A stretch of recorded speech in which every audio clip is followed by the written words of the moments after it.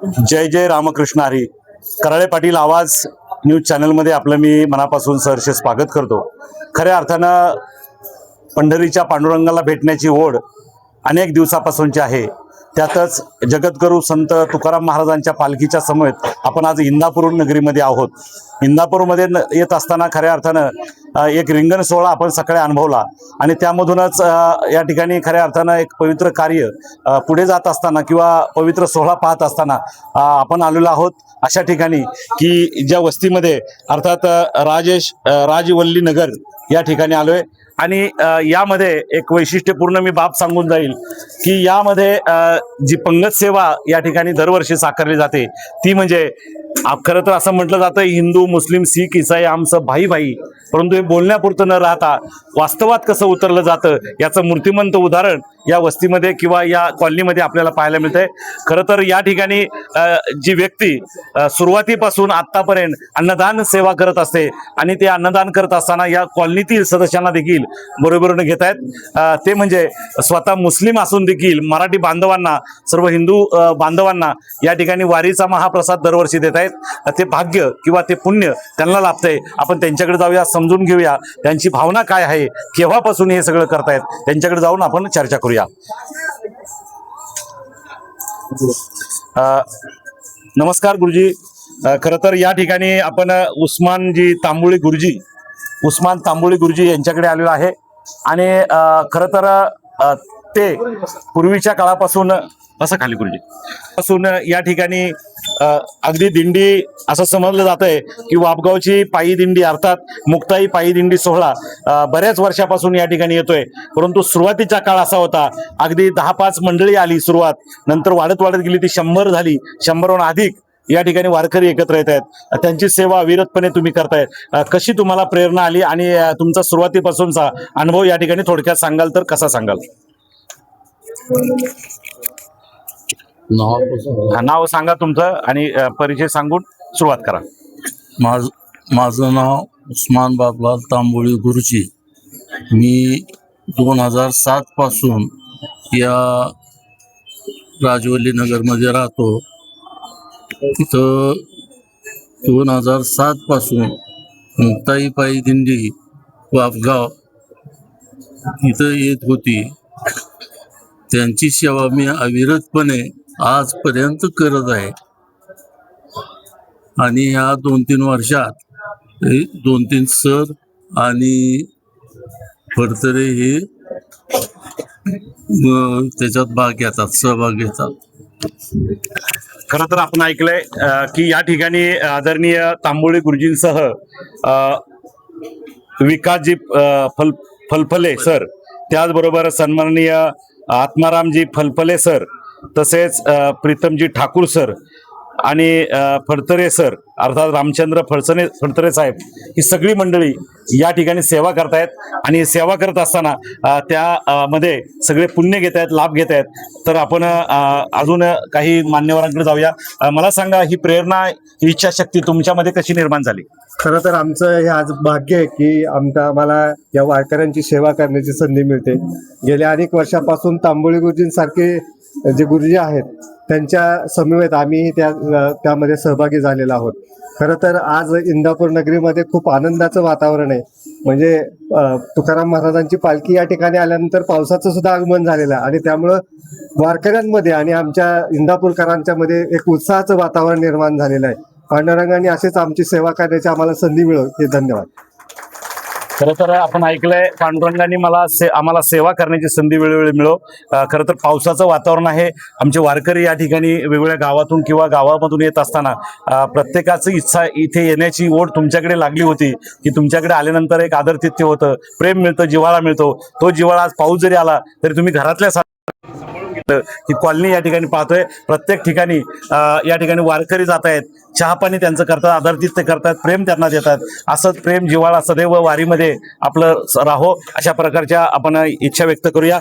खरं तर या ठिकाणी जे दिंडी चालक आणि अध्यक्ष आहेत खरं तर त्यांच्याकडे जाऊया, थोडीशी त्यांची भावना आपण समजून घेऊया. इथे मुरलीधर महाराज दौंडकर आहेत. मला सांगा, तुम्ही हे सगळं सुरू करताना अगदी गुरुजींनी सांगितलं तर सुरुवातीला अगदी 5-7 लोक तुम्ही आलात आणि आज आपण पाहतोय की त्याचा वटवृक्ष झालाय.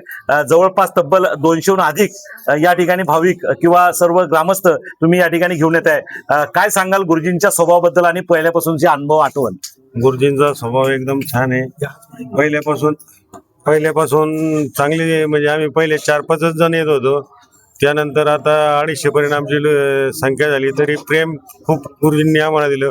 खूप सहकार्य, असं सहकार्य कुठंही मिळत नाही. एवढंच असंच प्रेम कायम राहू हीच अपेक्षा. खरं तर आपण ऐकलंय. आता आपण इकडे जाणार आहोत की जे वेगळा आगळा उत्सव किंवा वेगळा आगळा सोहळा संपन्न करत असताना हरिपाठ या ठिकाणी साकारला गेला. एक असं काही क्षणभर महाराज असं वाटत होतं की आपण एक वेगळ्या ठिकाणी आहोत की काय. आम्ही समोरच्या बंगल्यामध्ये असताना ही सगळी मंडळी तिथे होती. ती म्हणली खूप छान महाराज आहेत, खूप हे सगळी गातात छान. खरंच हे आपलं भाग्य आहे की चांगली मंडळी आपल्याला लाभलेत. त्यांच्यासाठी एकदा जोरदार टाळ्या वाजूया. आणि खरं तर ज्येष्ठ महाराज म्हणून या ठिकाणी आहेत. महाराज, मला सांगा की तुम्ही आता या वारीमध्ये चालत असताना प्रत्येकाला बरोबर घेऊन जाता, प्रत्येकाला एक चांगली दिशा देता. हे तुमचं कितवं वर्ष आणि ही प्रेरणा तुम्हाला कुठून मिळते? सांगण्याचा मोठा आनंद होतो की ही प्रेरणा आम्हाला आमच्या ज्ञानोबा तुकोबारापासून मिळतो. आणि माझी ही वारी 32वी वारी आहे. आणि 32व्या वारीमध्ये ज्या वर्षी आम्ही पदार्पण करतो दरवर्षी, त्या वर्षी दरवर्षीप्रमाणे नवीन नवीन आनंद, नवीन नवीन उत्साह आमच्या हृदयामध्ये खेळतो आणि त्या उत्साहामध्ये आम्ही तल्लीन होतो. आणि तो दिवस, ती रात्र, तो वेळ, तो महिना काही कळत नाही, अशा आनंदामध्ये आम्ही या महिन्याभरामध्ये अगदी मनसोक्त प्रेमानंदाच्या भजनामध्ये तल्लीन होऊन जातो. एवढा आनंद आम्हाला आमचे ज्ञानोबा तुकोबाराया देतात. खरं तर आपण ऐकलंय ज्ञानोबा राया तुकोबारायांच्या या प्रेरणेनं किंवा आशीर्वादानं खरं तर हे सगळं घडतं. या ठिकाणी काही ज्येष्ठ तर काही तरुण आहेत. महाराज, तर विनेकरांकडे जाऊया. खरं तर वय जरी झालं तर तितकीच ऊर्जा तुमच्यामध्ये अजूनही ठासून भरलेली आहे. याचं कारण असं आशीर्वादाची तुमच्यावर असणारी जी आपण म्हणूया आशीर्वादाचं जे छत्र आहे, त्यामुळे हे सगळं घडतंय. मला सांगा, तुमचं किती वर्ष वारीचं आहे? आमचं 10वं वर्षी. 10 वर्षे सातत्याने येता. निश्चित आनंद मिळतो. हो, भरपूर. खूप एक वेगळा आनंद निर्माण होतो वारीमध्ये. भक्तिमय वातावरणात ते काही वाटत नाही. खरं तर भक्तिमय वातावरणामध्ये विनेकरांनी सांगितलं की खूप आनंद आम्हाला मिळतोय. आता या महाराजांकडे जाऊया. खरं तर आम्हाला वाटत होतं की दुसरे कुठले महाराज आहेत की काय, परंतु आपल्या माणसाची आपल्याला एक वेगळे आदरभाव असावा लागतो. निश्चित वापगावकरांना आणि आमच्या दिंडीच्या सर्व भक्तांना त्यांचा आदर आहे. अगदी बऱ्याच वर्षापासून या दिंडीमध्ये ते आहेत आणि म्हणूनच त्यांचं आणि त्या दिंडीचं नातं दृढ झालेलं आहे. परंतु हे गायन वादन आणि दिंडीमध्ये चालताना देखील त्यांचा आपण अनुभवलंय की निश्चित सगळ्यांना उत्साह वाढवण्याचं काम करतात. महाराज, ही ऊर्जा तुम्हाला कुठून मिळते? ज्ञानोबा तुकोबारायाचे करणं ही ऊर्जा मिळते. आणि कारण का, रस्त्यानं मलाच ऊर्जा मिळेल यात नवल नाही, पण आमच्या दिंडीमध्ये जर बघितलं तर 60-60, 65-65 वर्षाचे महिला मंडळ येतात, पुरुष मंडळ येतं. एवढे वयोवृद्ध असताना सुद्धा दिंडीमध्ये नाचत असताना माझ्याकडे बरेचसे काही व्हिडिओ आहेत. एवढे नाचतात की ही ऊर्जा ज्यावेळेस जगद्गुरु तुकोबारायाकडं, जसं आळंदीला गेल्याच्या नंतर माऊलीचं दर्शन जर घेतलं की त्या ठिकाणी ऊर्जा प्राप्त होते, त्याच पद्धतीनं फक्त जगद्गुरु तुकोबारायाचं आणि ज्ञानोबा तुकाराम असा जयघोष केल्याच्या नंतर आमचा एकही वारकरी नाचल्याशिवाय, पावली खेळल्याशिवाय राहत नाही. कारण की बघा मग, रस्त्याने येत असताना एवढे श्रीमंत असू द्या, पण ते एकच म्हणतात, संपदा सोहळा नावडे मनाला, लागला टकळा फक्त पंढरीचा. एवढा पाऊस झाल्याच्या नंतर, हवा आल्याच्या नंतर सुद्धा याची पर्वा न करता कुठेही सांगा, वळकुटी टाकली की लगेच झोपतात. आणि सकाळी ज्यावेळी जगद्गुरु तुकोबारायाच्या पालखी बघितल्याच्या नंतर आमच्या महिला मंडळाला राहुल्या जात नाही. हो, ज्यावेळेस जगद्गुरु तुकोबार रस्त्यानं चालल्याच्या नंतर सर्वच्या सर्व महिला मुली उठतात आणि एखादी महिला पुरुष असली आणि 65 वर्षाची म्हातारी सुद्धा माझे तुकोबाराय आले. काय त्या काळामधली परिस्थिती आणि काय या काळातली परिस्थिती. आज बघा महाराज, ज्यांच्या घरी आल्याच्या नंतर मुस्लिम समाजाचे, जसे माझे ज्ञानोबाराय आणि माझे नामदेवराय, ज्या ठिकाणी कबीरजी महाराजांच्या घरी गेल्याच्या नंतर ज्या कबीर महाराजांच्या घरी संत आले, पण कबीर महाराजांच्या घरी गेल्याच्या नंतर कबीर महाराज म्हणले, आपल्याकडे कमाल, एकही अन्नाचा कण नाही आणि संत आपल्या घरी आले, आता कसं करायचं? माझ्या कबीरजीनं आणि कमालजीनं ज्यावेळेस चालले म्हणले आपण दुकानाकडे जाऊया, पण शेठजीला मागितल्याच्या नंतर शेठजी देणार नाही. माझ्या कबीरजीनं आणि माझ्या कमालनं सांगितलं, बाबा मी या ठिकाणी चोरी करण्याकरता जातोय, पण चोरी आपल्याला लागल तेवढीच करायची. माझे कमालजी ज्यावेळेस त्या दुकानामध्ये उतरले आणि उतरल्याच्या नंतर वारकरी घरी आले, कबीरजी वरती वाट पाहत होते पलीकडं, आणि माझ्या कमालजीनं हातामध्ये सर्व धान्य घेतलं आणि गुठुडी बांधली, आणि त्यांना वाटलं परत दुसरे कोणी चोर येईल, म्हणून माझ्या कमालजीनं त्या मालकाला उठवलं आणि सांगितलं चोरी झाली. आणि असं म्हणल्याच्या नंतर माझे कमालजी उडी मारण्याकरता गेले, पण त्या महाराज तो दुकानदार उठला आणि तो धावत धावत गेला. चोर दुसरा नाही, तो हा चोर आहे म्हणून कमालजीच्या पाठीमागा लागले. पण ज्यावेळेस कमालजी महाराजांना उडी मारायला गेले, पण यानं पाय पकडल्याच्या नंतर माझ्या कबीरजी महाराजांनी जे शिदा होती ती शिदा हातामध्ये घेतली, आणि कबीरजीनं आता हातामध्ये घेतल्याच्या नंतर चोरी झाली असं कळाल्याच्या नंतर गावामध्ये कळेल आणि मारतील, म्हणून माझ्या कबीरजीनं हातामध्ये तलवार होती, हातामध्ये जे कोयता होता, क्षणाचाही विलंब न लावता त्या ठिकाणी कमालजीचं मुंडकं उडवलं आणि त्या ठिकाणी फक्त धड पडलं. आणि माझ्या कबीरजी महाराजांनी शिर घेऊन घरी गेले आणि त्या ठिकाणी शिर लपवून ठेवले आणि साधू संतांना या ठिकाणी भोजन दिलं.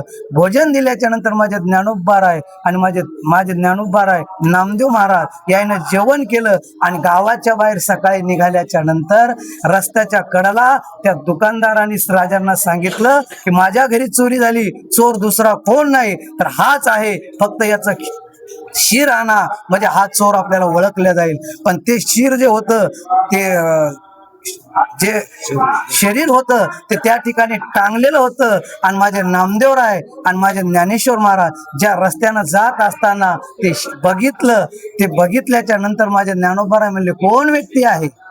कबीरजी सगळच होते, कबीरजीला सुद्धा महाराज डोळ्यातनं अश्रू.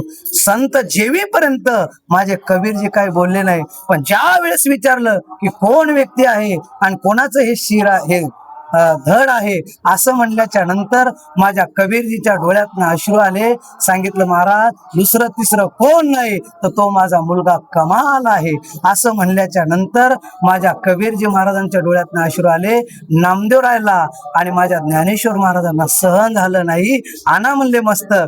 ज्यावेळेस मस्तक आणलं आणि माझ्या ज्ञानोबारायनं आणि नामदेव महाराजांनी ते मस्तक बसवलं, म्हणजे का वारकऱ्यांची सेवा करण्याचा भाव या वारकऱ्यांच्या या मुस्लिम समाजामध्ये असल्याच्या नंतर सुद्धा हे माझ्या कबीरजी महाराजांनी सुद्धा या ठिकाणी केलंय. म्हणून आम्हाला असं वाटते वारीमध्ये आल्याच्या नंतर आम्ही नामस्मरण करतो, ही ऊर्जा यांच्याकडनं मिळते अशी मी विनंती करतो. रामकृष्ण.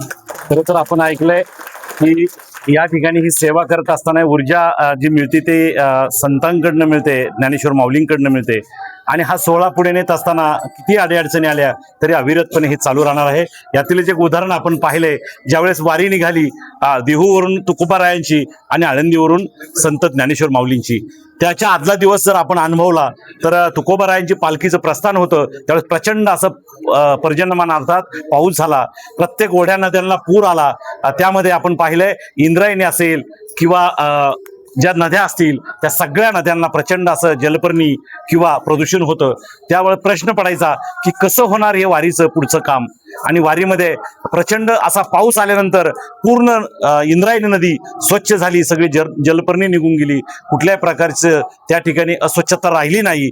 हे काम भल्या भल्यांना जमलं नाही, ते निसर्गाने आणि परमेश्वरानं एका दिवसात केलं. हे त्याचं एक म्हणून आपण म्हणूया. खरं तर अजून एक आवर्जून मी सांगेल की प्रश्न पडला होता की आता प्रचंड पाऊस आलाय, वारी कशी पुढे निघायची. प्रशासनानं त्या ठिकाणी महाराज सांगितलं की उद्या ही वारी निघणारी आहे, परंतु तुम्ही कुणीही आळंदीत येऊ नका, सगळ्यांनी त्या ठिकाणी पुण्यापासून एकत्र या. हे सांगितलं असताना देखील सकाळ उजाडली आणि चक्क सूर्यप्रकाश पडला. त्यावेळेस तुम्हा आम्हाला एक आनंद मिळाला किंवा आनंद वाटला की निश्चित वारी पुढे निघणार.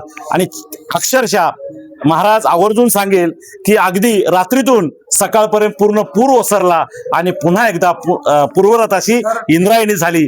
याचं कारण सर निर्णय सुद्धा झाला होता की ज्यावेळेस नदीचा जर पुलावरला जर पाणी जर कमी झालं नाही तर हेलिकॉप्टरने या ठिकाणी आपल्याला पादुका नेण्यात जाईल. पण माझ्या ज्ञानोबारायला काळजी होती आणि माझ्या भगवान परमात्म्याला काळजी होती की माझा ज्ञानोबाराय, म्हणून ते गीत आहे, मला अलीकडे ये मला पलीकडे पांडुरंगा नदी भरली चंद्रभागा. ज्या पद्धतीनं ते अभंग रचला गेला त्याच पद्धतीनं माझ्या ज्ञानोबारायने सांगितलं. आणि रात्रीच्या टायमाला पूर 6च्या पुढे ओसरला, रातोरात त्या ठिकाणी रस्ता बनवण्यात आला आणि माझी ज्ञानोबाराय सकाळ 2 पुलावरनं पाणी जात होतं, पण एक जो पूल होता त्या पूल बंद झाला आणि या ठिकाणी ज्ञानोबाराय अलीकडे आली. खऱ्या अर्थानं आपण पाहिलंय की ज्ञानोबाराय तुकोबारायांची पालखी पुढे नेत असताना सकाळचा प्रश्न होता की आपण कसं पुढे जायचं, परंतु परमेश्वराच्या कृपेने ते सगळं शक्य झालं आणि पुन्हा एकदा वारी चालू लागली. आणि त्यातील एक भाग म्हणून आज पाहतोय की आज आपण इंदापूरपर्यंत आलोय. कुठल्याही प्रकारचा पावसाचा असा पाहिजे असा किंवा आपण म्हणतोय प्रचंड असा पाऊस झाला त्यामुळे अडथळा निर्माण झालाय असं काही नव्हता. प्रत्येक जण सुखकर या ठिकाणी पोहोचले. अशीच वारी पंढरपूरपर्यंत आपण सुखकर करूया. निश्चित परमेश्वराला नतमस्तक होऊया आणि परमेश्वराचा आशीर्वाद घेऊन पुन्हा एकदा परतीची वारी सुखरूप करूया. सर्वांना जय जय रामकृष्ण हरी.